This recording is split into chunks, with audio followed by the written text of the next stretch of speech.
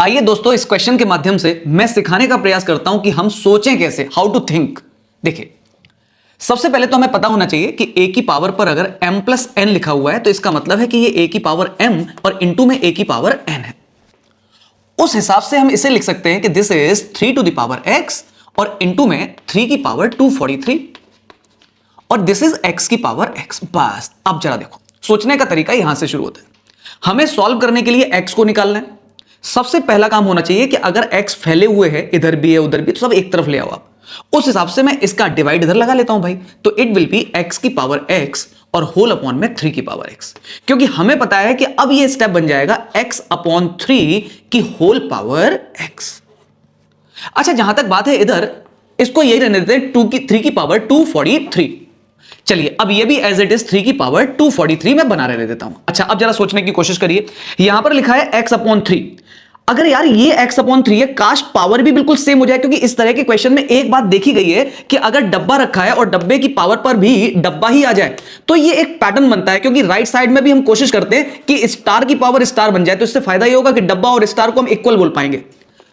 तो उस तरह की बात हमारे दिमाग में आनी चाहिए, और इसलिए मैं दोनों तरफ होल पावर 1/3 कर देता हूं।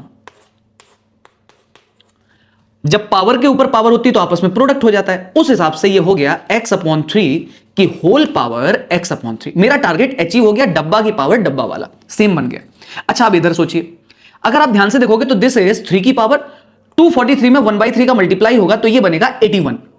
तो ये नंबर मिलकर के बन जाएगा 81। और अब मेरे दिमाग में क्या चल रहा है कि 3 की पावर 81 तो ठीक है, बट कुछ किया जाए जो ये नीचे वाला और ऊपर वाला सेम बन जाए। तो उसका तरीका क्या है भाई, यहां से कुछ पावर निकाल करके इसको देना पड़ेगा। मतलब मैं क्या कह रहा हूं जरा समझिएगा। मैंने इस 81 को मन ही मन में सोचा कि दिस इज 3 इंटू 27। अब अगर मैं ये 3 वाली पावर इसको दे दूं मैं, यानी कि ये कहानी हो जाएगी 3 की पावर 3 और इसकी होल पावर 27।